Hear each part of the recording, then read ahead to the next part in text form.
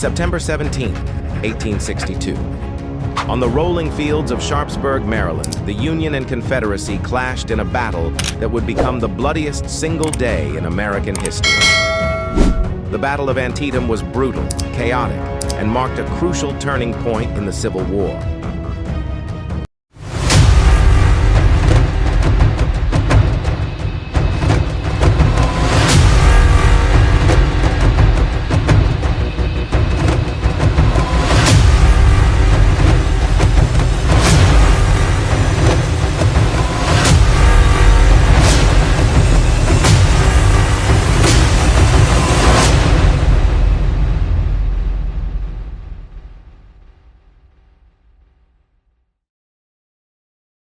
Over the course of 12 hours, more than 22,000 soldiers were killed, wounded, or listed as missing.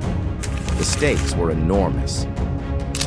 For Confederate General Robert E. Lee, this was his first invasion into Union territory. He hoped a victory on Northern soil would break the North's will to fight, influence the upcoming elections, and encourage foreign powers like Britain and France to recognize the Confederacy as an independent nation.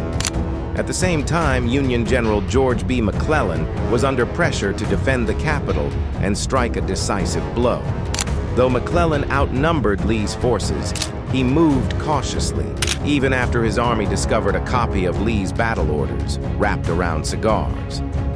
This vital intelligence revealed Lee's divided positions, but McClellan hesitated, giving Lee precious time to regroup along Antietam Creek. At dawn, Union troops launched their assault on the Confederate left flank. The fighting began in a large cornfield. Wave after wave of Union soldiers moved forward, only to be cut down by intense Confederate fire. The cornfield changed hands multiple times. The bodies of fallen men lay so thick that survivors described walking across the dead as they advanced. As the morning wore on, the center of the battlefield became the next focal point. There, Confederate troops had taken position in a worn, sunken road that offered natural protection. Union forces launched relentless attacks. For hours, the two sides exchanged deadly fire. Eventually, Union soldiers flanked the road, poured fire into the trench from above. The result was a slaughter. The sunken road became known as Bloody Lane, filled with the dead and dying. A narrow trench transformed into a mass grave. Despite the breakthrough, the Union failed to press the advantage, and the Confederates held the center. Later in the day, attention shifted south, where Union General Ambrose Burnside was ordered to cross Antietam Creek and assault the Confederate right. His men faced a narrow stone bridge guarded by well-positioned Confederate sharpshooters on the heights above. Again and again, Union troops charged the bridge under heavy fire. Hours passed. Eventually, Burnside's men captured the bridge and pushed forward. For a moment, it looked as if the Confederate right might collapse. But at the last possible moment, Confederate reinforcements under General A.P. Hill arrived from Harper's Ferry and counterattacked, driving the Union forces back and stabilizing the line. As the sun set, both armies held their ground. The battle ended in stalemate. Though tactically inconclusive, the battle had enormous consequences. Lee's invasion of the North had failed. He was forced to withdraw back into Virginia, giving the Union a much-needed morale boost. President Abraham Lincoln seized the opportunity. 5 days later, he issued the preliminary Emancipation Proclamation.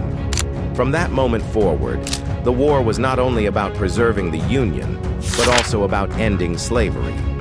The Emancipation Proclamation discouraged foreign intervention and redefined the moral purpose of the war. Antietam changed everything. It exposed the human cost of the conflict, revealed the limits of leadership, and marked a shift in the nation's future. The fields of Sharpsburg were soaked in blood, but the path forward was forever altered. If you're someone who loves war stories, who's drawn to epic battles, heroic stands, and turning points that changed history, then this is your kind of channel. At Vistory Chronicles, we bring the battlefield to your screen. Quick, powerful stories from the past in just 60 seconds. From ancient wars to modern-day conflicts. Subscribe now and relive the moments that shaped our world. History wasn't just written, it was fought. And we're here to show you how.